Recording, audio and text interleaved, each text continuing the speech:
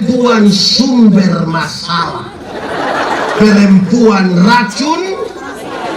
Bayangkan kalau racun dunia banyak begini, mau jadi apa ini dulu? Pestanya gampang. Kalau hari ini masih ada suami pukul istri, ini yang pukul istri, mau suruh ke polisi tangkap.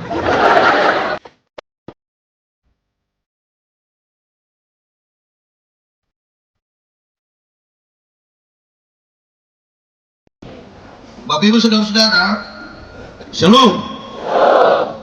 2 hari saya akan ada di sini dan akan berkhotbah di sekitar membaharui kehidupan. Di bagian pertama kita akan belajar tentang siapakah manusia itu sampai kemudian harus dibaharui. Dan nanti besok kita bicara tentang hal-hal apa yang secara teknis tidak kita sadari.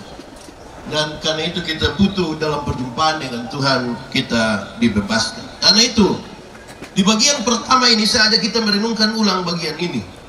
Mari kita buka satu bagian lama ini, Kejadian pasal 1 ayat 26. Yang sudah dapat katakan amin.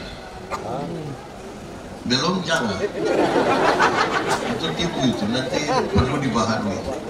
Kejadian 1 ayat 26, sejemput jemaat Tuhan berdiri, kita membaca bersama-sama. 1, 2, 3. Berfirmanlah Allah, baiklah kita menjadikan manusia menurut gambar dan rupa kita, supaya mereka berkuasa atas ikan-ikan di laut dan burung-burung di udara, dan atas ternak, dan atas seluruh bumi, dan atas segala binatang melata yang berlayar di bumi. Demikian firman Tuhan. Berbahagia setiap orang yang mendengar firman, memelihara dan melakukan dalam hidup setiap hari. Silakan duduk semuanya. Shalom. Selamat sore. Ada sukacita.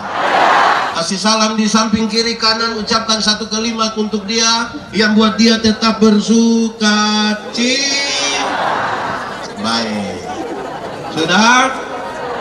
Baik. Saudara-saudara, ada anak sekolah minggu tanya saya bilang begini, pendeta, kalau manusia mati itu jelas, kalau bukan masuk surga berarti masuk, kalau bukan surga berarti. Tapi kalau ayam mati masuk di mana, pendeta? Termasuk ayam putih tadi.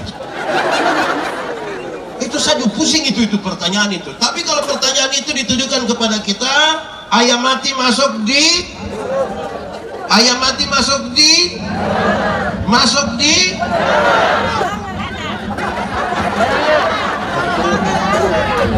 apapun jawaban kita, jawaban itu memberi pesan bahwa manusia berbeda dengan ayam. Sama-sama, 1, 2, 3.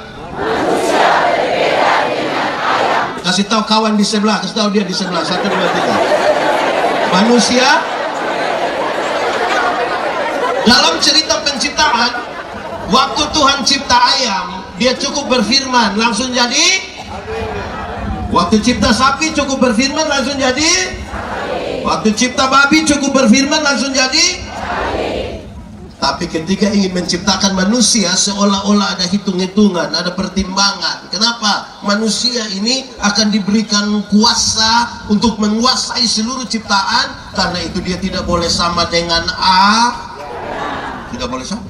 Setelah pikir-pikir, hitung-hitung, Tuhan bilang begini, baiklah sekarang manusia diciptakan, maka dibedakanlah manusia dengan ayam. Yaitu ayam hanya diberi satu kehidupan saja. Berapa kehidupan? Tapi manusia diberikan 3 kehidupan sekaligus. Berapa kehidupan? 3 kalau pakai bahasa Indonesia? 3. Pakai bahasa Poso baru? Pakai bahasa Inggris? Pakai bahasa roh? Manusia diberikan 3 kehidupan. 1. Manusia diberikan tubuh yang hidup. Sama-sama, 1, 2, 3. Tubuh manusia ini hidup semua, amin. Dari ujung kaki sampai ujung rambut atau ujung kepala? Ujung? Nah, sudah, pokoknya itu. Tubuh kita ini hidup. 10 tahun lalu kita punya berat badan hanya 37. Sekarang 73. Kenapa? Karena tubuh kita 10 tahun lalu pakai celana nomor 27 tidak ada masalah karena perut datar. Sekarang perut rupa ada 3 begitu, satu di sini, satu di sini. Karena apa? Karena tubuh kita gitu. Tapi kalau baru begitu, orang belum beda dengan ayam, karena ayam juga bertumbuh. Kecuali ayam. 2, ini tidak ada di ayam. Manusia diberikan jiwa yang hidup. Sama-sama, 1, 2, 3. Jiwa itu apa pendeta? Manusia diberikan akal dan perasaan. Perjumpaan antara akal dan perasaan membentuk karakter manusia. Ayam itu ada otak, tapi tidak pakai otak. Padahal ada. Makanya tidak ada sekolah untuk ayam, karena ayam ada otak tapi tidak pakai. Atau di bangsa ini ada sekolah untuk ayam? Hanya sekolah untuk. Makanya kalau ada otak harus pakai. Kalau tidak seperti hanya tanya itu saya. Ayam itu ada hati atau tidak? Namanya hati ayam. Tapi ayam tidak pakai perasaan. Makanya ayam tidak pernah cemburu. Di sini ada yang biasa cemburu. Ya ini dia bukan ayam. Perjumpaan yang berimbang itu membentuk karakter manusia. 3, manusia diberikan roh yang hidup. Sama-sama, 1, 2, 3. Roh itu apa? Roh itu menghubungkan manusia dengan Tuhan pencipta. Roh itu membuat manusia gelisah kalau dia tidak berdoa. Roh itu mendorong manusia untuk mencari Tuhan. Saudara lihat sekarang, punya tubuh yang hidup, jiwa yang hidup, roh yang hidup. Cukup sampai di sini? Tidak. Tambah lagi. Gambar dan rupa kuberikan kepadamu. Gambar itu apa? Rupa itu apa? Hakikat. Hakikat Tuhan Allah yang kekal, mulia, kudus, tidak dibatasi oleh ruang dan waktu, sempurna diberikan kepada manusia. Saudara lihat ciptaan macam apa ini? Tubuh yang hidup, jiwa yang hidup, roh yang hidup, tidak dibatasi oleh ruang dan waktu, mulia, kudus, dan sempurna. Jadi ciptaan yang sangat bagus ini. Baru Tuhan bilang begini, manusia, dunia ini kuberikan kepada. Dunia mau baik tergantung siapa? Dunia mau rusak pun tergantung. Dunia mau baik tergantung manusia. Dunia mau rusak pun tergantung manusia. Tambah satu kalimat. Bahkan setan pun harus tunduk kepada manusia. Bahkan harus, karena otoritas itu Tuhan kasih pada manusia. Amin. Sekarang pertanyaannya jadi gampang. Tolong jawab kuat-kuat. Kita takut setan atau setan takut kita? Ulang-ulang. Kita takut setan atau setan takut kita? Yakin setan takut kita? Awas setan dengar. Yang benar kita takut setan atau setan takut kita? Atau orang dengan setan bakal takut? Jemaah. Di sini tidak ada jemaah. Hanya kursi-kursi saja. Jemaah. Kerinduan kita, setan takut kita. Kenyataan membuktikan kita takut setan. Kenapa begitu pendeta? Karena apa? DOSA dibaca. Dosa. Pengertian dosa di Taman Eden itu gampang saja. Dosa ialah usaha manusia untuk melangkah melewati batas. Dosa. Usaha manusia untuk melangkah. Tuhan bilang, semua tanaman dalam taman ini boleh kau makan, yang itu jangan. Waktu dia melangkah melewati batas itu, namanya dosa. Memang betul, kadang-kadang ini manusia ini tidak puas dengan apa yang Tuhan kasih. Amin enggak? Ada 1-2 orang yang biasa minum sopi. Itu di Kupang sebut sopi atau moke atau arak. Di Manado biasa sebut cap tikus. Di sini biasa sebut hafal sekali ya. Orang yang biasa minum datang tanya saya, "Pendeta, yo, bisa minum sopi kan tidak?" Saya tidak tahu. Kenapa pendeta kita tanya bukan jawab ngomong begitu? Saya ada legenda Yunani tentang pohon anggur. Legenda ialah cerita yang latar belakangnya kita tidak tahu tidak apa, tapi pesan-pesan moralnya kita mau pakai. Legenda itu bilang begini, pengusaha anggur yang pertama di dunia ialah Nuh. Siapa? Nuh. Di sini ada yang nama Nuh. Bukan dia itu Nuh. Waktu Bahtera itu kandas di gunung apa? Air surut, Nuh turun langsung tanam anggur. Hafal. Hari pertama Nuh siram pakai darah domba. Darah? Hari kedua Nuh siram pakai darah singa. Darah? Hari ketiga Nuh siram pakai darah monyet. Darah?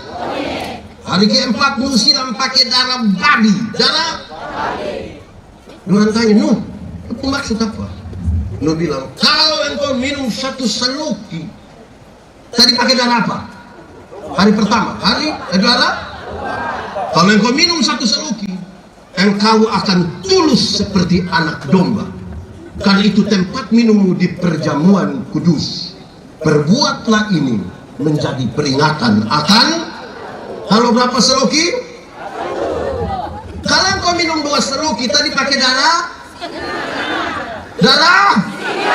Maka engkau akan kuat seperti singa. Karena itu tempat minummu di pinggir-pinggir kebun. Ada orang dulu kalau mau masuk kebun itu 2 seloki dulu, keluar 2 seloki, mau tidur 2 seloki, bangun tidur 2 seloki. Sebentar kalau ada yang mau 2 seloki nanti nombaku ada. Kalau engkau minum 3 seloki, tadi pakai darah? Oh, itu tempat minumnya di atas pohon.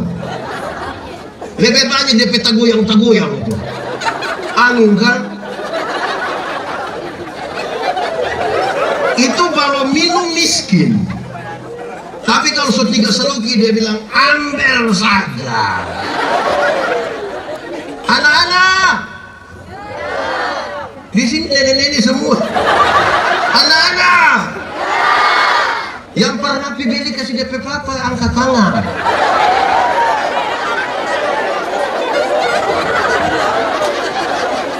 Jangan marah itu anak, kita hanya tanya.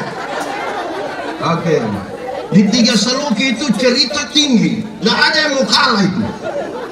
Suara tinggi, kadang-kadang orang jadi penyanyi top itu di 3 seloki itu. Dan saudara tahu, ada banyak istri dapat puku di 3 seloki. Ada banyak.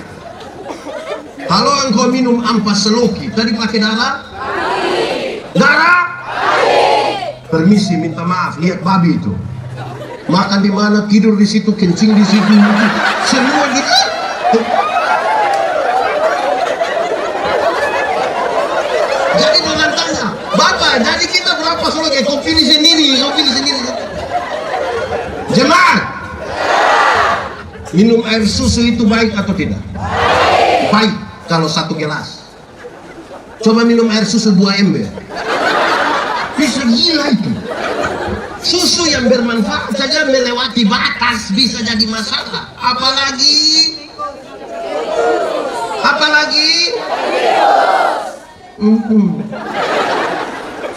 setelah manusia jatuh dalam dosa, bagaimana keadaan manusia, tubuh, jiwa, roh, karena kita butuh dibakar.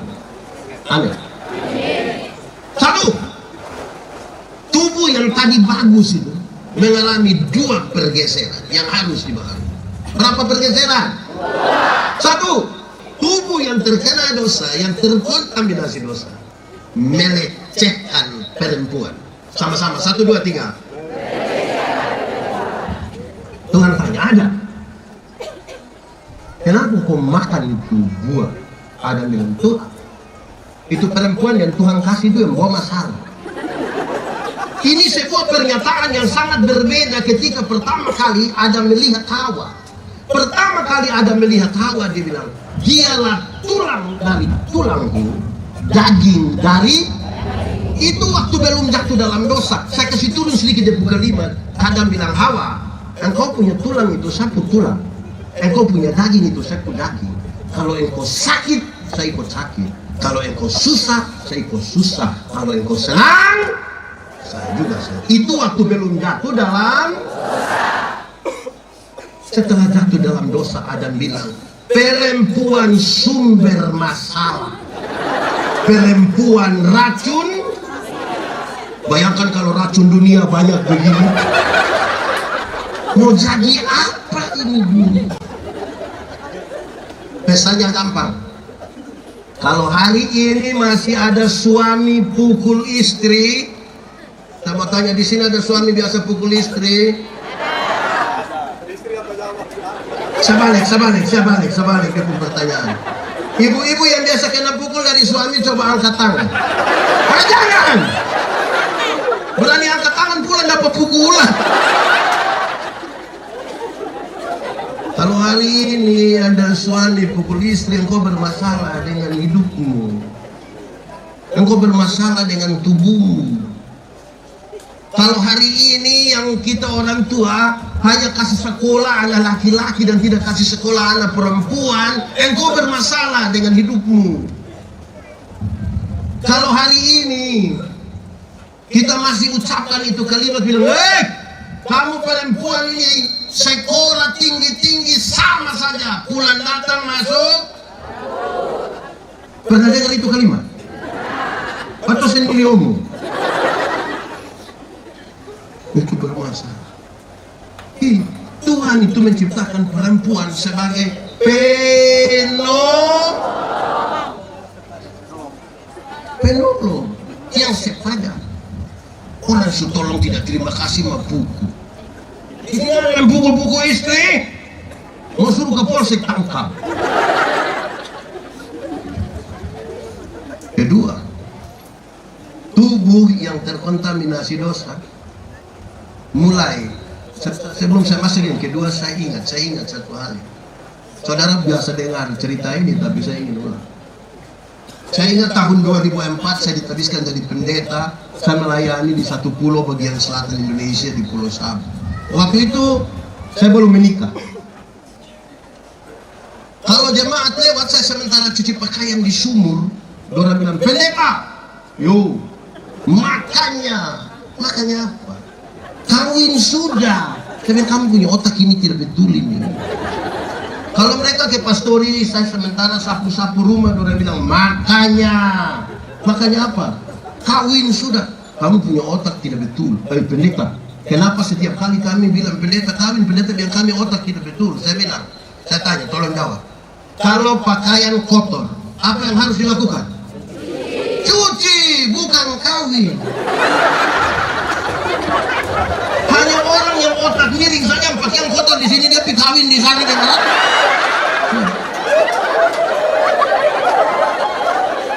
Kalau rumah kotor, apa yang harus dilakukan? Sapu, bukan? Mulai mengerti. Hanya orang yang otak tidak betul, yang rumah kotor di sini, tunggu saya kawin. Bahwa kemudian kalau ibu-ibu harus sapu, harus masak, harus cuci, harus ambil air, harus melakukan pekerjaan rumah, bukan karena dia pembantu, tapi dia melakukan itu atas nama cinta.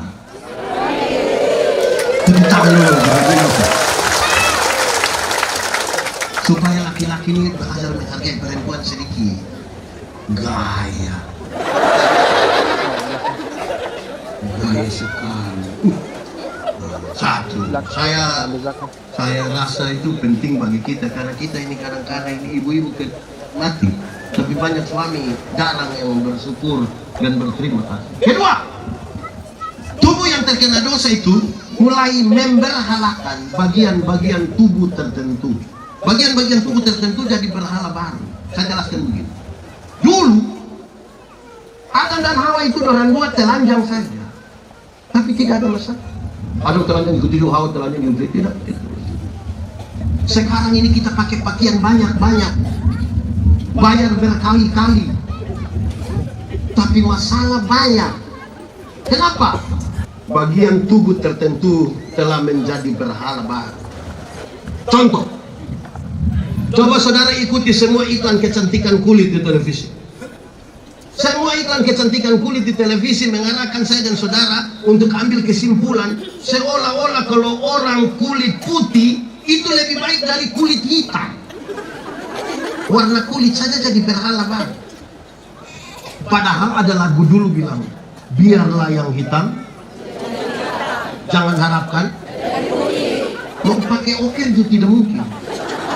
Saudara pakai pemutih, maaf, di wajah saja, leher ke bawah gelap. Lama-lama muka lain, leher.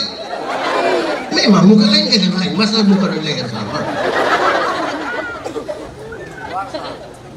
Coba saudara ikuti semua iklan kecantikan rambut di televisi.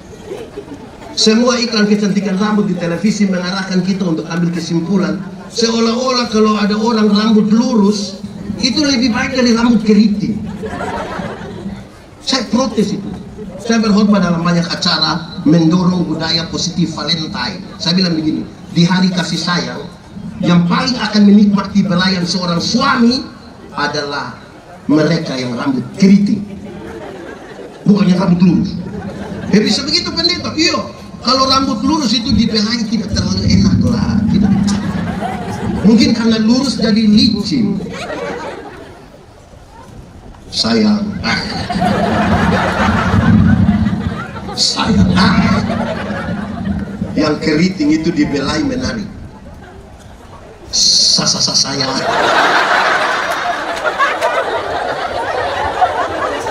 Tuhan tidak pernah salah. Sama-sama, 1, 2, 3. Tuhan tidak pernah salah. Kasih tau kawan di sebelah, 1, 2, 3. Tuhan tidak pernah salah. Jangankan itu, hari-hari ini berat badan saja jadi berhala baru. Berat badan ini seolah-olah seorang perempuan cantik itu harus tinggi 170, berat badan 48 kg. Jadi proporsional sekali. Akhirnya di kota itu banyak ibu-ibu itu tidak makan malam. Orang hanya telan muda malam. Nanti asam lambung sudah naik baru dia bilang dalam nama Yesus.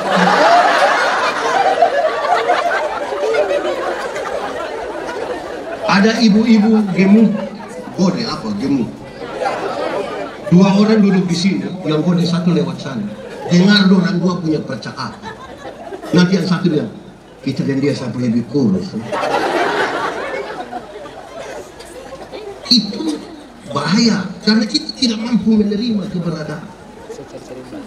Anak 1 dia punya kulit agak hitam sedikit, dia papa panggil Black. Kasihan itu anak. Amin kan? Saya tambah 1 contoh baru saya tarik kesimpulannya supaya kita lihat apa yang perlu diperbaharui. Saya ingat tahun 1996, kira-kira 30 tahun lalu, saya pergi sekolah teologi di Kupang. Saya dari satu tempat namanya Soe, kira-kira 100 km dari Kupang. Saya pergi sekolah teologi di Kupang. Sebagai laki-laki normal, saya suka perempuan. Saya begini suka perempuan. Tapi orang tidak ada yang suka saya. Dulu itu kan tidak ada handphone, jadi kita tidak bisa minta nomor handphone, kita titip salam. Non, salam kopu teman. Dia kasih tahu. Ada salam dari Yandi itu. Dia tanya itu non yang dapat salam, dia begini. Yandi itu orang apa? Dari mana? Dia kira kita orang gila. Jadi ini orang kasih tahu, Yandi itu orang Timor dari Soe. Itu nona bilang. Tapi Yandi itu anak baik, calon pendeta itu. Terus dia bilang begini, mau perbaiki keturunan. Dikira kita keturunan ular beluga. Ayo saya simpan. Saya sekolah baik-baik, saya jadi pendeta. Hari ini salah satu yang paling terkenal di Indonesia. Di mana-mana tulis bersama pendeta Yandi, bersama pendeta Yandi, bersama pendeta Yandi, bersama pendeta Yandi, bersama pendeta Yandi. Dia yang waktu itu tolak gitu. Malam-malam messenger. Stop, tidak bisa gitu. Apa maksudnya? Dengar koi. Dalam konteks Tuhan tidak pernah salah. Maka menjadi Timur, menjadi orang Sulawesi, menjadi Jawa, menjadi Papua, menjadi Eropa, itu bukan pilihan. Kita tidak pernah memilih. Dulu Tuhan cipta saya, Tuhan tidak pernah tanya, Yandi, yuk, mau Timur atau Eropa? Langsung jadi. Atau di sini ada yang Tuhan tanya. Jadi hari ini, kalau masih ada orang Indonesia Barat merasa lebih baik dari Indonesia Timur, engkau harus diperbaharui. Karena kita tidak pernah memilih. Kalau hari ini masih ada orang kulit putih merasa lebih baik dari kulit hitam, engkau bermasalah dengan hidupmu, engkau harus diperbaharui. Kalau hari ini masih ada orang-orang yang tidak mampu menerima dirinya, dia rindu menjadi Korea sekali, engkau harus diperbaharui. Saya tetap Timur, tidak apa-apa. Ada yang orang Cina, tidak apa-apa tuh. Ada yang orang Poso, apa-apa tuh tidak. Saya pun teman, ada orang Cina, ada orang Jawa, ada orang Sulawesi, ada orang Papua, ada orang Kalimantan, ada orang Sumatera. Saya tetap Timur. Tidak usah panggil saya Koko Yandi. Supaya masing-masing itu menerima dia sendiri apa adanya. Amin lah. Jangan berusaha menjadi orang, sebab orang yang tidak mendefinisikan dirinya, semakin mau menjadi orang lain, tidak akan mampu melihat sesuatu yang Tuhan taruh di dalam dirinya untuk dia explore, untuk dia mau pakai menjadi berkat bagi orang lain. Banyak orang yang kenal diri yang bisa melakukan. Yang tidak tahu diri tidak bisa. Makanya kalau ada otak, apa? Nah, itu. Dan saudara lihat sekarang, tubuh yang seperti itu yang harus dibahas. Orang tua ada di mana? Orang tua banyak yang bermasalah di sini. Karena penilaiannya material. Kalau kita tanya, Bapak Desa, anak berapa? Anak 4 orang Pak Pendeta. Lalu kerja di mana? Puji Tuhan Pak Pendeta, anak 4 orang, yang 3 sudah jadi manusia. Tinggal 1. Yang 1 itu pohon kah?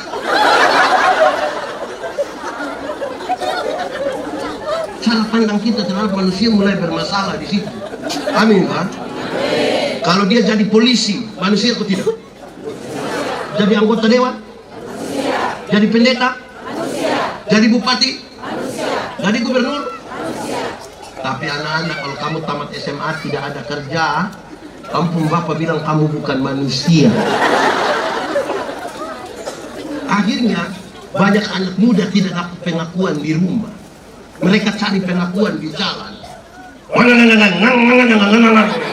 Supaya orang bilang manusia ada belajar menghargai manusia. Amin Pak. Jemaat, hal ini serius bagi kita. Kenapa? Karena harga tertinggi dari seorang manusia adalah karena kita gambar Allah. Kekayaan dan jabatan adalah penilaian berdasarkan kepemilikan. Jadi jangan taruh di harga yang tinggi, itu yang di bawah. Apalagi jabatan itu tidak akan tuntas, tidak akan sampai kita. Saya punya hal satu ini, beberapa orang tidak suka, tapi namanya saya punya toh. Kalau dia tidak suka dia bikin hal sendiri, tidak usah ikut saya punya. Saya bilang hal-hal yang sifatnya material. Selesai. Di umur 50, cantik atau tidak cantik sama saja. Tidak bisa disembunyikan di balik lipstik dan bedak. Baru umur 20, 30 itu yang kita rasa ini kinclong. 50 meleleh ini pipi, dia meleleh. Ini satu teman satu itu, kami masih SMA. Dia tato Guns N' Roses punya lambang di sini, yang ada orang pangku kaki, ada melukis. Wih, terlalu bagus, kulit bagus, tinta bagus, kontrasnya dapat, mantap. Itu SMA, umur 17. Waktu dia umur 43 tahun, dia sakit, belum 50, baru 43 ini. Aduh, kita pilih lihat dia ini. Aduh, kita tuh sedih. Itu tato bukan seperti orang pangku kaki, seperti orang menyembah. Menurun. Mungkin tato pertama itu dia tato naga. 50 ulat bulu mungkin itu.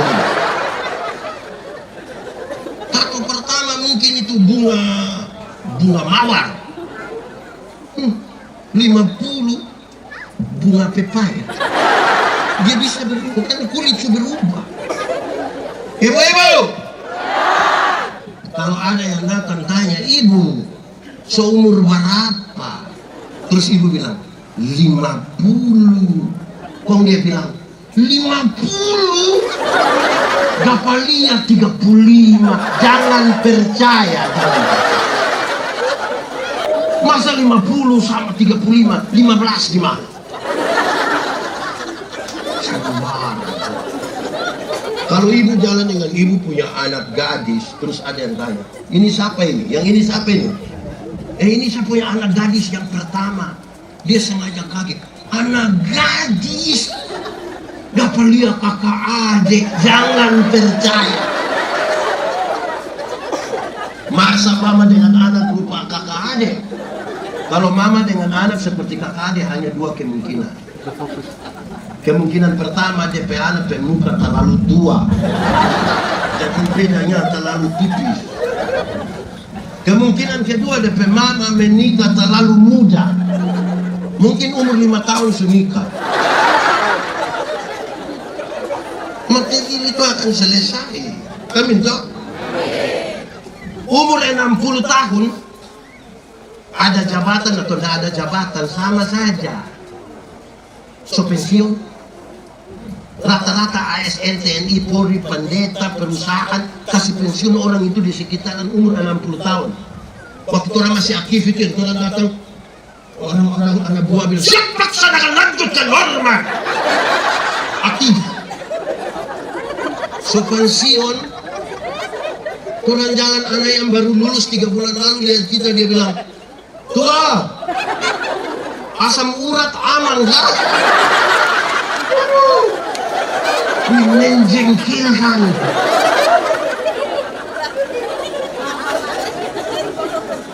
Seumur 70 tahun, rumah besar atau rumah kecil sama saja.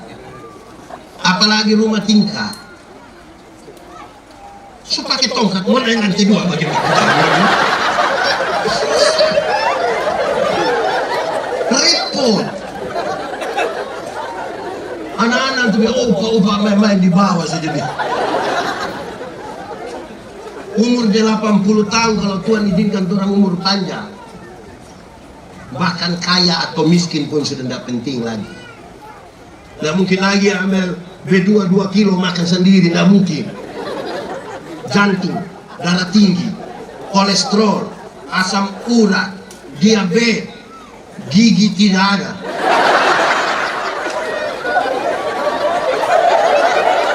Orang lain masih mengunyah, nyam. Orang nggak ngunyah lagi, hanya seperti mall saja. Mall DP rasa soal. Jadi berhenti kita ini menghargai orang hanya karena dia punya jabatan atau hanya karena dia punya keinginan. Jangan. Kita salah memberi penilaian. Yang macam begini ini yang harus diperbaharui. Harus diperbaharui. Kalau tidak, bahaya itu. Kita tidak hidup untuk menghargai orang dari hal-hal yang terbatas itu. Amin. Satu. Kedua, jiwa. Jiwa yang sudah terkontaminasi dosa, perjumpaan akal dan perasaan sudah tidak lagi beriman. Puncak dari jiwa yang bermasalah adalah Kain tega sekali membunuh adiknya.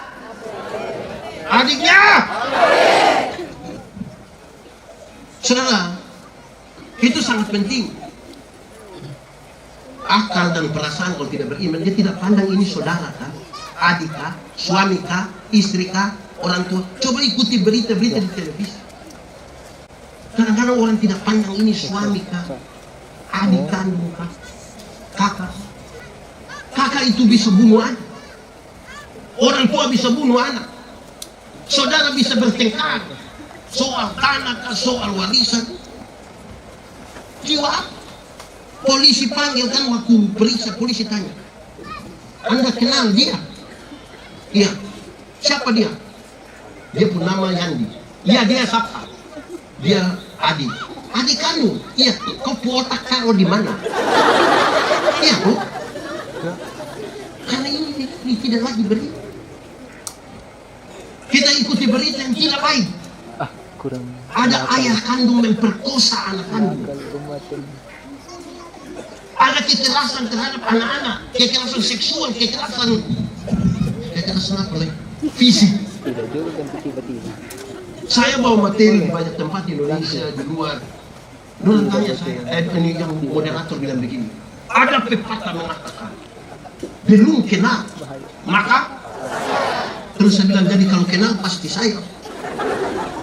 Saya bilang, banyak kasus yang ditangani oleh polisi itu adalah kekerasan dalam rumah tangga. Kekerasan dalam rumah tangga itu suami pukul istri, istri lawan suami, orang tua pukul anak, anak lawan orang tua. Padahal orang baku kenal semua. Betul atau tidak? Siapa di sini tidak kenal DP istri? Dia tanya, siapa ya? Ini kan masalah di sini tuh. Amin. Orang yang jiwanya bermasalah sedikit-sedikit tersinggung, sedikit-sedikit tersinggung, sedikit-sedikit tersinggung, tersinggung kok sedikit-sedikit, sedikit-sedikit dia semua keluar dari GKST ini, mau keluar bikin gereja GKST sendiri di situ. Pikiran bagaimana? Saudara lihat kalau jiwa bermasalah, orang yang jiwanya bermasalah, orang lain yang beli motor, dia nggak tidur di rumah. Coba mau cek dulu, cek apa? Dia kredit KKS. Orang di sini ada yang begitu. Itu orang ada di sini. Dia pakai baju warna apa itu? Ini orang yang macam begini. Lama-lama orang lain yang beli kulkas, dia yang kedinginan di rumah. Di sini juga ada. Ada. Betul. Laki-laki atau perempuan? Ini kan jiwa bermasalah. Orang yang jiwanya bermasalah itu dia tidak pernah pikir orang lain. Baru beli teh, baru satu dia putar sampai jam 3 subuh. Orang dikasih tahu, Om kasih kecil teh sedikit. Kenapa? Ada orang tua sakit di sana. Saya kasih tahu itu orang tua ada tambah 2.000 kita petai. Tidak pernah pikir orang. Ada juga begitu di sini. Nah, jiwa begini nih mesti diperbaharui supaya lurus, pakai otak dan hati. Hidup tidak bisa pakai otak saja. Hidup juga tidak bisa pakai perasaan saja. Tuhan cipta manusia itu bukan sekedar laki-laki perempuan. Ada 4 pola yang dia kasih tinggal untuk kita kelola. Saya tidak bicara yang 3. Satu pola pertama adalah pola berpikir. Pola laki-laki itu cenderung pakai otak. Suami-suami, bapak-bapak, laki-laki itu kalau bicara selalu bilang, saya pikir, saya pikir, saya pikir. Ibu-ibu itu lebih banyak pakai perasaan. Makanya ibu-ibu kalau bicara selalu bilang, saya rasa, saya rasa, saya rasa. Bayangkan kalau kita menikah 20 tahun, suami hanya saya pikir, istri bilang, saya rasa. Lama-lama tetangga akan bilang, so rasa. Jadi kita dikasih suami istri itu supaya amin toh? Yang di sebelah sana amin kok tidak? Saya juga ke situ, tidak usah pikir terlalu macam-macam lah. Ini saja jalan ini ada. Jadi itu dong pikir, kapan ini pendeta datang dekat-dekat kita di sini. Ini tuh soal pikiran dan perasaan.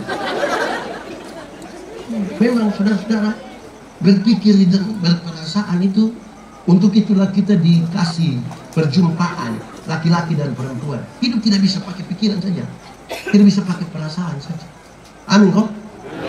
Saudara-saudara, ada satu kata dalam bahasa Indonesia. Ini kata hanya satu. Tapi kalau kita omong dengan cara ucap yang beda, dia pasti bisa beda. Kata itu adalah cocok. Apa? Kalau saya ucap dengan cara yang beda, coba tangkap dia punya arti. Hanya satu kata itu, tapi coba saya ucap ya. Kalau saya bilang cocok, saudara tahu artinya? Pas, klop, mantap. Kalau saya bilang cocok. Tapi kalau saya bilang begini, cocok, tahu artinya? Istri tukang tipu, suami tukang tipu, keluarga yang lain bilang apa? Cocok.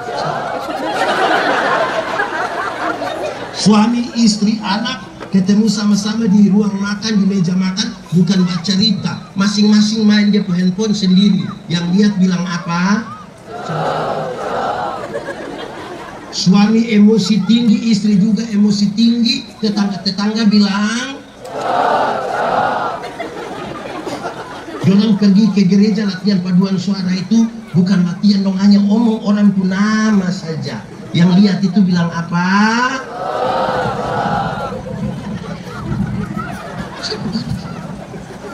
Yang ketiga, kalau saya omong ini kata, mata agak sedikit kasih turun sedikit, kaki satu di depan, baru saya bilang cocok, cocok. Saudara bisa tahu dia apa? Itu berkaitan dengan sebuah kritik terhadap sesuatu yang kita rasa tidak pas, tapi dia kira terlalu pas. Saya punya video, potongan video satu itu beredar sangat luas ketika saya bilang begini, artis itu kalau dia pakai itu sepatu tinggi-tinggi itu karena tuntutan kerja. Dari dalam dia kamar tidur itu ada kamar mandi, keluar dari kamar mandi ganti pakaian, keluar dari kamar tidur itu ruang makan, dari ruang makan langsung ke garasi mobil, buka pintu naik pakai AC. Kalau dia pakai begitu dengan baju yang sampai di sini hanya pusat tuntutan kerja, masuk akal. Ini ngoni di pasar naik trek, pegang begini sampai pasar itu kita cari pusat tidak ada. Itu yang kita tanya, cocok? Apa itu pakai? Bisa? Bisa atau tidak? Kenapa apa itu pakai pikiran? Dan ada kalimat yang menarik. Dengar. Kalau saudara membalas kebaikan dengan kebaikan, itu karakter manusia. Itu tidak usah ke gereja, tidur beragama juga orang, tidak beragama juga orang semua tahu. Kalau Bapak tolong saya balas tolong Bapak. Itu tidak beragama juga tahu itu. Kalau hanya bisa membalas kebaikan dengan kebaikan. Kedua, kalau saudara membalas kejahatan dengan kejahatan, itu karakter iblis. Tapi kalau saudara membalas kejahatan dengan kebaikan, di situ ada karakter ilahi. Kita tinggal memilih. Kan itu mesti pakai. Buat. Aman? Aman atau amin? Pusinglah saya. So dua. Tiga. Roh.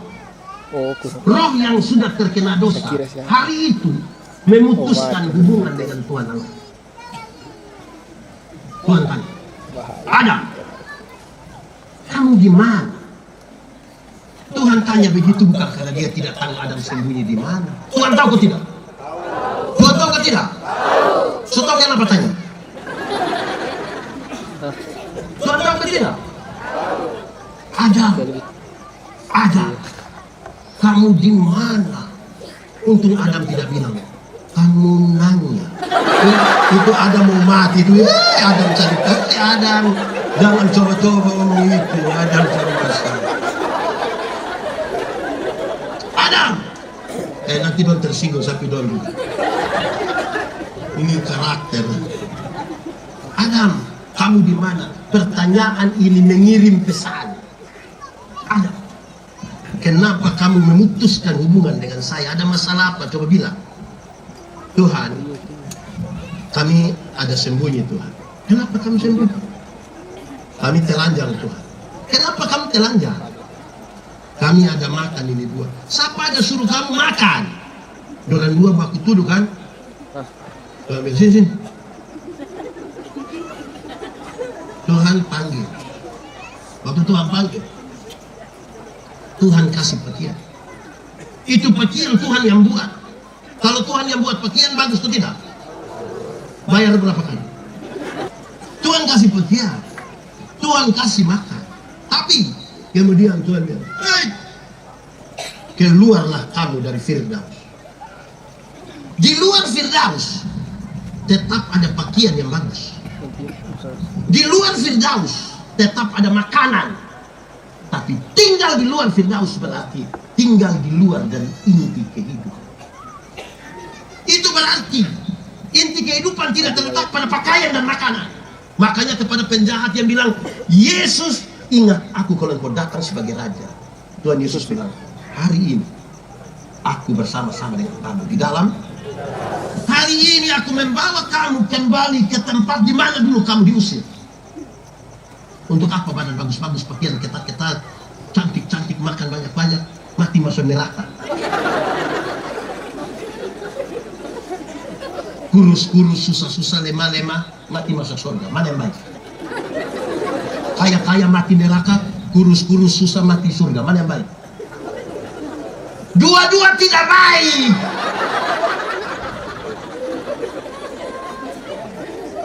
Yang bagus itu badan bagus-bagus, pakaian ketat-ketat, hidup kaya raya, mati masuk. Kita saja yang Tuhan baru kasih kepercayaan sedikit langsung lupa Tuhan. Dulu masih honor ini keliling semua gereja yang ada di sini berdoa kalau bisa Tuhan terima. Bukan diterima, kalau Tuhan terima dia suruh pulang. Nanti sudah jadi ini yang alasan tidak pergi gereja lagi, tidak mau terima pelayanan. Tuhan baru kasih dia punya suami baru jadi RT. Dia langsung minta dipanggil Ibu RT. Kita ini bagaimana? Suami yang kepala sekolah, tapi dia minta dipanggil Ibu Kepse. Lama-lama dia tanda tangan rapor. Dia yang kasih wisuda anak-anak itu, merusak Indonesia. Di sini yang ibu-ibu RT coba. Kita ini yang Tuhan baru kasih sedikit. Dulu belum ada kios, keliling semua. Belum ada hand tractor itu, keliling semua gereja berdoa. Tuhan kasih berkat, ada kios, ada sawah. Boleh tidak pergi gereja? Pendeta tanya, kenapa tidak gereja? Tuhan suka kasih kios, apa mau jalan? Itu baru kios, belum tambang emas. Bagaimana? Ada begitu di sini? Ada atau tidak? Itu orang ada di sini? Tunjuk.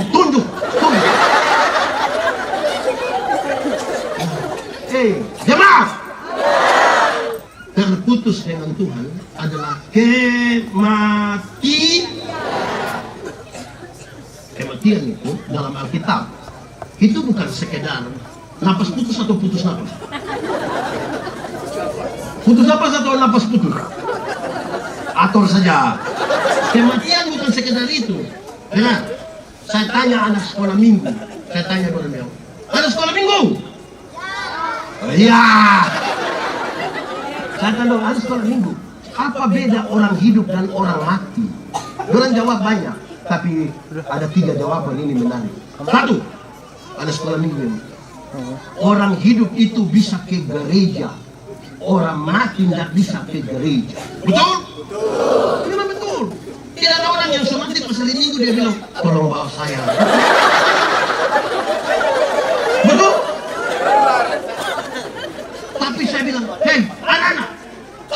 yang benar. Orang bilang, kenapa Bapak? Jadi kamu mau bilang kamu punya papa mama yang pemalas gereja itu orang so mati? Pendeta-pendeta ini kalau kubur selalu akan mengutip kalimat ini. Kita akan melakukan jenazah ini sambil percaya pada kata-kata Tuhan Yesus. Akulah kebangkitan dan hidup. Barang siapa percaya kepadaku, dia akan sekalipun sudah. Siapa percaya Tuhan tinggal di dalam Tuhan akan hidup sekalipun sudah mati. Tapi siapa di luar Tuhan tidak percaya Tuhan sekalipun ada hidup-hidup, sesungguhnya dia sudah. Yang ini hidup semua berarti gereja penuh terus. Karena hanya orang hidup yang bisa gereja. Kedua, ada sekolah minggu bilang begini, pendeta, orang hidup itu bisa makan, tapi orang mati tidak bisa makan. Betul? Tidak ada orang yang semati 3 hari orang malam kubur terus dia bilang tolong bubur. Betul atau tidak? Tapi heran ini manusia, orang tua di kampung ada sakit tidak ada yang urus, tidak pernah kirim uang kah, beras kah, minyak goreng kah, tidak pernah. Orang tua mati baru dia pergi bawa babi besar, itu juga utang. Sampai di situ gaya-gaya sengaja pukul babi perut. Itu gaya. Ada begitu di sini? Itu babi itu yang mati itu tidak makan, tinggal pendeta. Majelis ikut juga. Ada sekolah minggu pendeta? Tidak. Ada sekolah minggu yang pendeta. Orang hidup itu bisa bicara, tapi orang mati tidak bisa bicara. Betul? Memang betul. Siapa yang sudah mati, kalau dia bisa bicara, pasti waktu kita buka dia pakaian, mau ganti pakaian jas baru, pasti pas buka-buka sampai sini. Tapi karena dia tidak bisa bicara. Betul. Tapi ada banyak jemaat ketemu kita. Ada banyak jemaat ketemu kita, dia bilang begini, pendeta, yo, tadi malam Oma ada datang. Jadi kita tanya siapa ke Oma? Kita ke Oma. Tinggal di mana? Itu hari Oma tinggal di sini. Sekarang kita mau masuk mati. Saya mau tanya, orang mati bisa bicara? Bisa atau tidak? Bisa atau tidak? Kalian tadi malam datang itu siapa ke Oma? Baru kita tanya, Oma datang kasih tahu Oma ada datang kasih tahu nomor judi online itu. Di sini ada biasa judi. Mana itu? Judi apa itu? Yang main hanya kalah saja itu. Nah, sekarang kita menuju pada poin nomor 1. Saudara lihat, ternyata dosa telah merusak tubuh, jiwa, dan 3 komponen yang sudah rusak ini tidak bisa ditebus dengan ayam. Orang ini kayak apa? Ulang. 3 komponen yang sudah rusak. 1, tubuh, jiwa, roh. Sudah rusak ini tidak bisa ditebus dengan. Karena ayam punya berapa kehidupan? Sementara yang rusak ini berapa? 3. Masa yang 1 itu bisa menebus yang 3 itu? Membatalkan semua korban persembahan darah binatang ini tidak bisa membebaskan. Hanya 1. Satunya.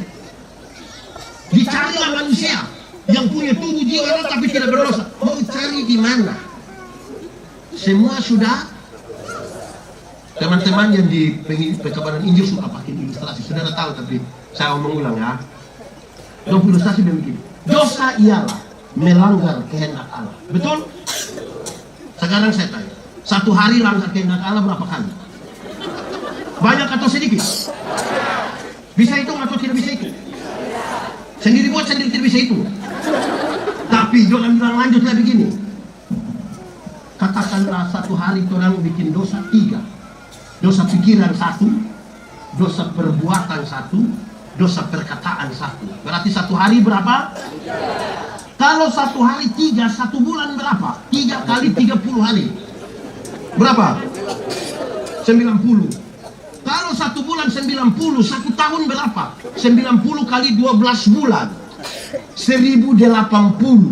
Taruhlah 1000. Satu hari 3, satu bulan 90, satu tahun 1000. Coba masing-masing kali dengan dia punya usia sekarang. Coba kali. Pendeta Yandi umur 49 tahun sekarang. Kali 1000. Saya memang 49 tahun. Tidak usah orang bilang, dapat lihat 30.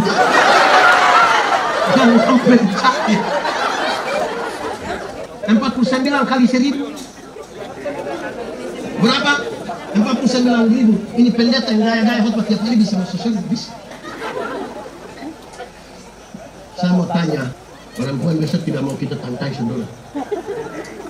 Izin, Bapak umur berapa sekarang? 51, kalau udah punya 40. Kali 1000 dan 51.000 bisa masuk surga. Yang 50 saja 50.000. Jangan tanya yang umur panjang Dora. Ngiri. Itu satu hari 3, apalagi satu hari nggak bisa dihitung. Mau masuk surga bagaimana? Tuhan menjadi manusia, punya tubuh, punya jiwa, punya roh, tapi dia tidak berdosa. Karena itu hukuman atas kejahatan dosa kita ditimpakan kepadanya, supaya pendeta Yandi yang berdosa dibebaskan, dibahagi untuk beroleh hidup yang kekal. Amin. Bagai. Amin kok. Tidak ada bisa tadi Bapak Desa ada kasih PR satu soal surga. Ya memang fokus kita pada manusia yang tidak terbatas. Saya masuk surga itu ibarat pergi ke WC. Tahu WC? Tidak bisa diwakilkan.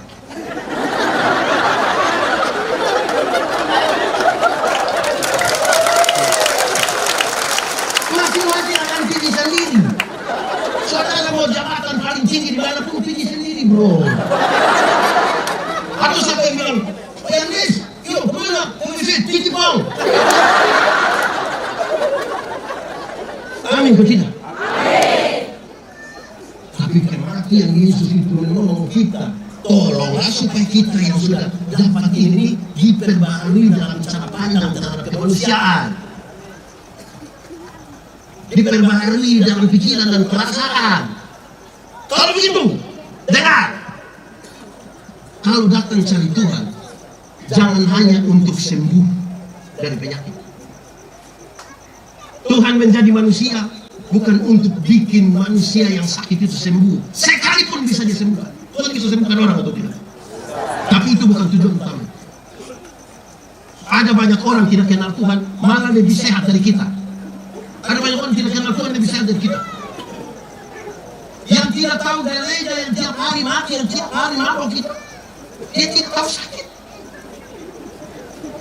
Orang yang mengaku percaya Tuhan ini kena gerimis pulang pilek. Gaya.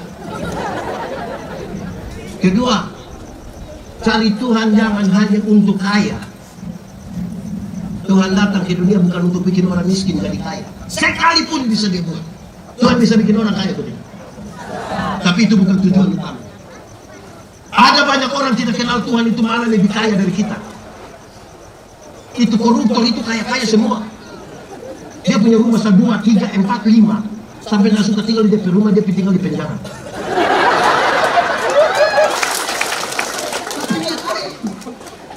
Orang yang mengaku kenal Tuhan ini sedikit-sedikit pulsa habis, sedikit-sedikit garam habis.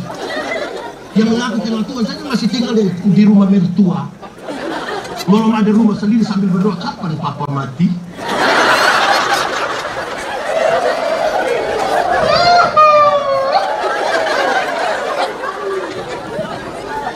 Kalau begitu, jemaat, cari Tuhan itu untuk apa? Datang kepada Tuhan itu untuk apa? Tuhan datang ke dunia untuk apa? Untuk menebus dan menyelamatkan saya dan saudara. Amin toh? Kalau begitu kalimat Tuhan Yesus ini menjadi penting. Carilah dahulu kerajaan Allah dan kebenarannya. Selamat dulu, baru yang lain itu di umur panjang, di jabatan, di kekayaan, di istri, di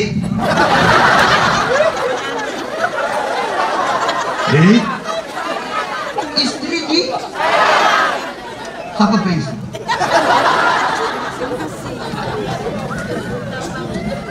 Jadi saudara-saudara, ya nanti puncak dari tema ini nih ada di tanggal 5 nanti. Semua gereja di Indonesia akan berkhotbah di bawah tema ini. Krisis yang bangkit mestinya subhanallah itu semua. Nanti di 2 Korintus dia bicara tentang pembaharuan ini, mindset, cara berpikir yang bermasalah, cara berpikir membentuk tindakan berulang-ulang jadi kebiasaan. Kebiasaan jadi budaya, budaya jadi karakter. Karakter kembali lagi ini.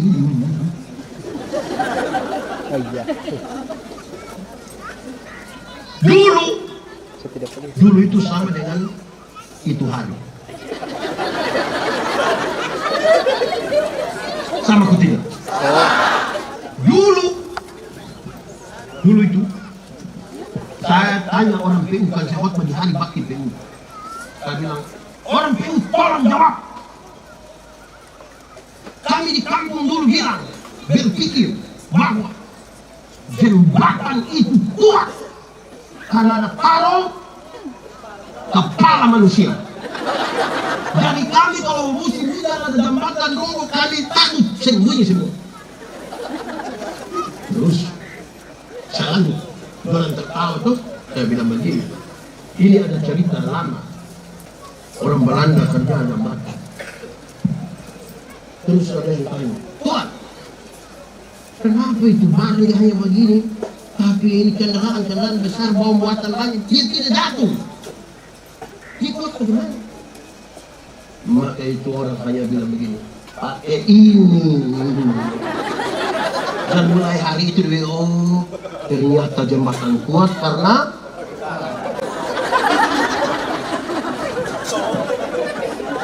memang. Amin toh? Kita diperbaharui.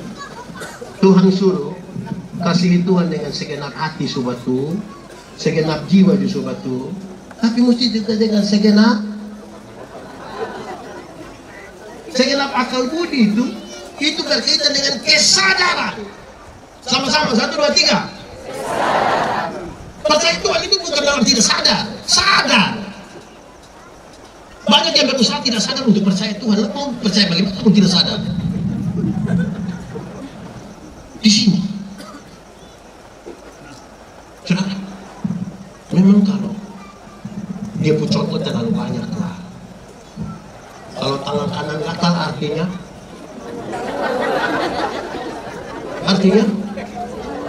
yakin kalau tangan kanan gatal artinya dapat duit. Kalau tangan kanan gatal artinya dapat duit, maka orang koreng pasti kaya raya. Itu bukan tangan kanan saya yang gatal, semua gatal habis. Itu mungkin saya berani aplikasi, saya ikut gatal juga loh. Alkitab kasih tahu satu-satunya cara untuk dapat berkat adalah kerja. Sama-sama 1, 2, 3. Ora et labora apa artinya?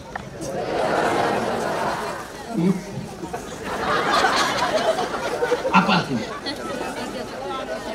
Oh, itu hanya 75. Mau yang 100? Yang 100 itu bukan berdoa dan bekerja, salah. Ora et labora artinya berdoa dan bekerja. Jelas!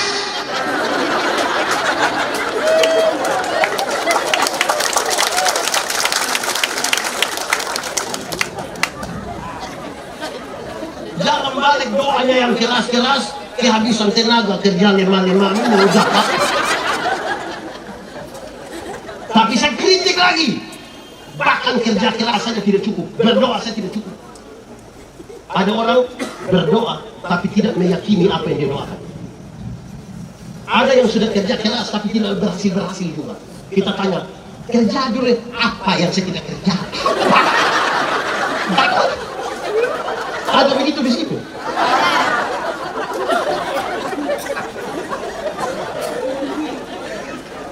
Berdoa dan bekerja keras itu di tengahnya ada kemampuan melihat sesuatu yang tidak dilihat oleh orang lain. Visi, strategi, iman. Arsitek, tahu arsitek? Di sini ada arsitek. Nama siapa? Arsitek. Ini gereja apa lah? Gereja apa? Ah, itu gereja itu. Itu hari belum ada. Itu tempat belum ada. Arsitek taruh di sini sesuatu yang belum ada, tapi dia taruh di sini seolah-olah ada. Menghadap ke mana, pintu di mana, jendela di mana, ada balkon atau tidak, mimbar di mana, tangga di mana. Belum ada itu gereja, dia taruh di sana. Dia gambar di satu bangunan, di satu kertas. Dari kertas itu orang menyatakan gedung itu sekarang ada dari sesuatu yang tidak ada. Iman adalah dasar dari yang kita harapkan, dari bukti dari yang kita lihat. Kemampuan melihat sesuatu itu visi, itu strategi, itu iman. Itu yang harus dibaharui dalam kesadaran supaya betul-betul. Sekarang Yesus menyelamatkan kita, Dia menyelamatkan. Orang tanya saya, pendeta yakin? Yo, kau yakin kau khotbah ini mati masuk surga? Yakin dong. Kenapa kau yakin? Saya tidak usah balas banyak-banyak jawaban. Saya terlalu yakin pada satu hal. Satu orang dalam ada di surga. Ada orang ada di mana dia? Sambil menyanyi 3-4. Namanya Yesus. Namanya Yesus. Nama Yesus yang menghibur hatiku. Siapa namanya? Namanya Yesus. Lebih kuat. Namanya Yesus. Nama Yesus yang. Nama Yesus yang menghibur hatimu. Kita mau honor di kantor desa, kita butuh orang dalam. Apalagi mau masuk. Mau masuk, bisa kita sini ada perusahaan kita. Kalau kerja di perusahaan saja butuh. Mulai mengerti sekarang kekuatan orang. Apalagi masuk butuh singkatannya mau pinjam di koperasi saya pakai orang dalam. Amin kan? Siap dibaharui sekarang. Dan tubuh kita mesti dibaharui, pikiran perasaan kita dibaharui, roh kita dibaharui.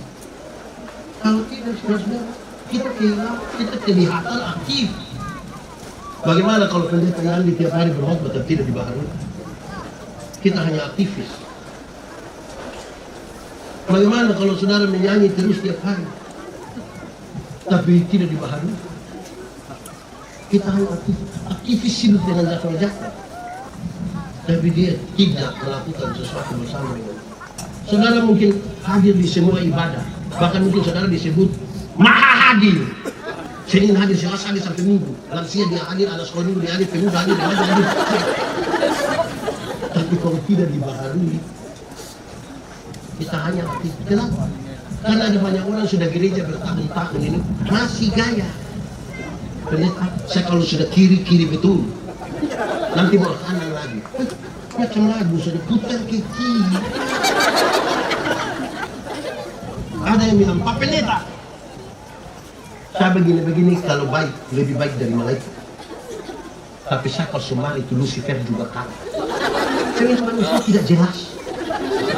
Dia harus menjelaskan diri dia benar-benar manusia atau Lucifer, supaya obatnya itu kita bisa yang pas. Amin. Mantap. Nah, akhirnya orang yang sudah diselamatkan oleh Tuhan itu, dia percaya untuk menjalankan sesuatu dalam keyakinan bahwa dia telah dibebaskan. Sekarang saya sudah bebas. Sudah bebas. Atur saja. Itu lagu atur saja. Suka-suka ikut saja. Ada ibu pendeta satu, dia cerita saya. Ini khotbah sudah selesai, saya hanya mau bercerita tadi. Ada pendeta satu, dia cerita pengalaman di gereja dia. Mau pasca. Biasa di pasca itu kan ada drama Natal. Di drama Natal itu kan ada yang peran sebagai Tuhan Yesus. Ya toh? Terus panitia datang bilang, "Mama pendeta, kami mau supaya yang peran Tuhan Yesus ini orang, kami mau hubungi dia." Ibu pendeta bilang, tidak usah. Mama, dia bagus. Tidak usah, kamu cari lain orang saja. Mama, ini orang ini, tahun lalu dia. Dan tahun lalu itu semua menangis karena dia punya peran itu, Mama. Terus ibu pendeta bilang, tidak usah. Dan coba pendeta omong, kenapa tidak usah dia? Kamu dengar, habis drama itu, dia tidak masuk gereja lagi sampai pasca berikutnya. Tuhan Yesus mana pemalas gereja coba? Gaya. Tapi saya rasa betul loh. Supaya pemalu itu ada. Saya hadir di beberapa acara penentasan drama yang begitu. Kalau tanya pendeta yang ini kesan, coba pendeta bicara kesan apa dan bagus atau tidak? Tapi saya punya satu kesan. Kesan apa? Saya lihat peran-peran antagonis yang jelek, yang mabuk, yang pukul orang, yang judi, itu dorang menghayati jalan. Bahkan tanpa latihan itu, jiwanya masuk itu. Kesan saya itu. Kalau peran jadi orang baik itu latihan berkali-kali. Tapi kalau yang mabuk itu, dia gayanya itu, saya bayangkan jangan sampai memang dia ada mabuk betul itu bermain. Aneh juga. Baik, saudara-saudara, selamat untuk merayakan. Ini masih bulan, kita ada pada masa sengsara. Kita betul-betul menghayati kesengsaraan. Satu persatu dalam perjalanan sengsara Yesus itu berat sampai dia mati. Untuk apa sih? Hanya untuk menebus dan menyelamatkan. Masa orang sudah bersusah payah begitu bagi kita, kita abaikan begitu saja. Itu harus dengan tulus. Hati mesti melekat. Tahu melekat? Melengket. Tahu melengket? Apa itu? Lalu bedanya apa? Melekat, melengket. Jadi kita kemana-mana itu dia ikut-ikut. Kita sudah terbiasa dengan dia. Saya punya mama itu. Tinggal di Sok, pas hidup. Saya jangan saya sedikit izin, tapi saya tamsik ya. Dia sudah tidak om terus. Saya di nama itu Yani. Dia seorang panggil Yani, tapi nama sebenarnya itu Joseph Anderia. Tidak ada hubungan. Kenapa? 49 tahun lalu mama melahirkan saya itu mama buta dua-dua mata. Separuh badan dulu. Di satu tempat nama Ume Menekan itu bahasa kampung yang artinya rumah kasih, pondok kasih. Pemiliknya masih hidup hingga hari ini, Bapak Joseph Andreas Christi. Dia tahu bahwa ibu ini melahirkan anak laki-laki. Dia minta supaya namanya dikasih ke saya. Jadilah saya nama Joseph Andreas. Puji Tuhan, 10 tahun 11 bulan kemudian mama sembuh. Dua-dua mata bisa melihat dan separuh badan yang lumpuh sudah normal. Mama umur 72 tahun, hari ini umur 73 dan sehat. Setiap kali nama itu disebut, saya ingat sekali bagaimana seorang perempuan melahirkan dalam perasaan. Tapi mama pulih itu ketika kita sudah besar, Pak. Mama tidak sempat lagi masih. Karena saya sibuk pelayanan, saya panggil mama, datang di Kupang. Oke, mama datang. Belum masuk ke rumah, belum masuk. Baru di pintu, mama tanya, "Hah? Kapan mama pulang?" Mama masuk dulu, ini belum masuk tuh tanya kapan pulang. Jangan kakak, kenapa? Babi siapa yang ngurus? Mama datang di rumah pendeta Yandi. Mama bisa banding Yandi dengan babi. Tapi kemudian saya mengerti, dengar, saya mengerti. Gimana pun rumah tempat saya tinggal, saya yakin mama mau apa saja. Saya yakin, walaupun tidak berlebihan, tapi mama mau yang dia tidak ada.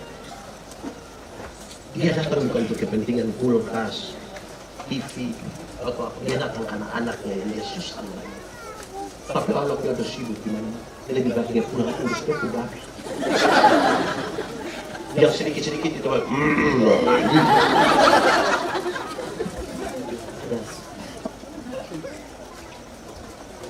sesuatu itu harus dibangun dekat, sehingga kita berpikir sesuatu baik. Kalau jauh itu yang sedikit-sedikit persetan. Ada yang suka ngomong itu persetan. Persetan itu terdiri dari dua suku kata. Par, yang artinya teman dekat, pisti, dan setan, yang artinya setan. Dari persetan berarti teman dekat dengan, kan itu tidak melekat dengan apa yang fiktif. Nah, kalau melekat itu kan kita kemana-mana gak ada tuh. Kalau dia ada anak-anak sekolah minggu ada kita lagu ini. Hati-hati gunakan tanganmu, hati-hati gunakan tanganmu. Karena orang tidak lihat, tapi karena di surga melihat ke bawah, hati-hati gunakan tanganmu. kalau orang tidak lihat, tapi kita tahu dia ada dekat. Amin toh? Mantap toh? Itu sudah. Aman penyanyi. Baik, saudara-saudara, tadi kita sudah diselamatkan. Perayaan ini mengingatkan kita kembali supaya kita merasakan sesuatu lagi. Apa kita berefleksi? Selama ini kita percaya Tuhan itu kita diperharui atau kita ini hanya melakukan kebiasaan yang pernah ada di dalam hidup. Kita justru tidak dalam dengan dia. Kita bahkan tidak melekat dengan dia. Dia jalan tetapi sekaligus juga ada tujuan yang membuat kita tinggal bersama-sama dengan dia. Memberi pengaruh pada pikiran, perasaan, perkataan kita dan hidup kita. Kita sungguh-sungguh menjadi orang yang baru. Mari nikmati 1-2 menit dengan Tuhan. Mari tunduk kepala di hadapan Tuhan.